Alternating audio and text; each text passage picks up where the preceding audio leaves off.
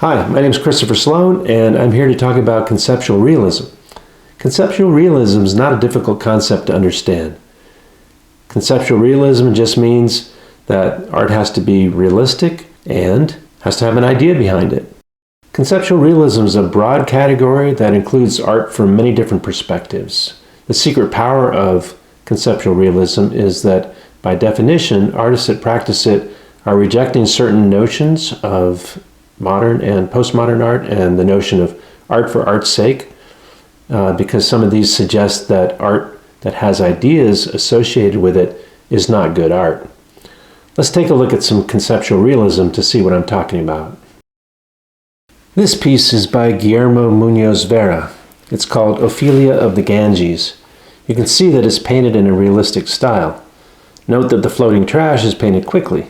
This distinguishes conceptual realism from photorealism. Photorealism and hyperrealism would not permit this sort of artistic style excursion. That doesn't mean that photorealism or hyperrealism cannot also be conceptual realism. Far from it. It just means that conceptual realism doesn't have to be photorealistic, and photorealism doesn't have to have an idea associated with it, while conceptual realism does. Guillermo Munoz Vera's piece had an important message. Not all the ideas behind conceptual realism need to be profound. There aren't any rules about what makes a good idea for a painting or not. Feeder Fish by Elizabeth McGee is an example. It's photoreal. The idea behind it is playful, not necessarily profound. Conceptual was painted by Adam Burke and was included in a show called Ghosts of the Anthropocene. It's a strong example of conceptual realism, but also of narrative art. So you could call it narrative conceptual realism if you want. He weaves symbolism into the art to tell a story. It's not a linear story where this happens first and that happens next. It's a story that's woven together as the viewer experiences the art on different levels. Burke used the Latin word consequatur for the title of his painting. It means consequences. Narrative conceptual realism comes to full expression in the art of Adam Miller, who creates large-scale, complex compositions. In paintings like Fall of Troy, in which a statue draped with an American flag is toppled in the middle ground, while a nude model and a film crew are oblivious to the destruction in the foreground. All this happens against a background of references to fallen states.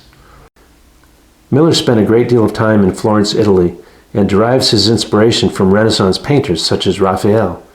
Raphael's School of Athens and other large compositions in the Vatican are great examples of conceptual realism and what Miller's talking about.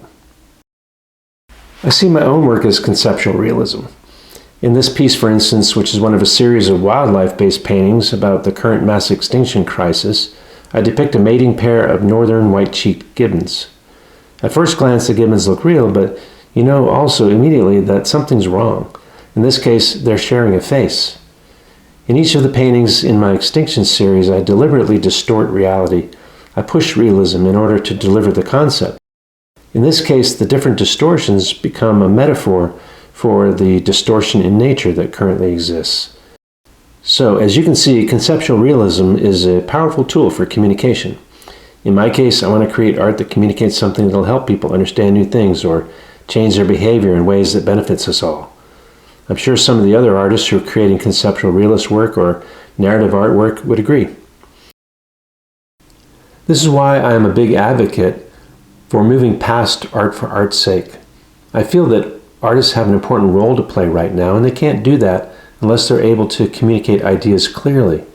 And I think conceptual realism, because it's based on ideas, is going to have an increasing impact in the coming decades.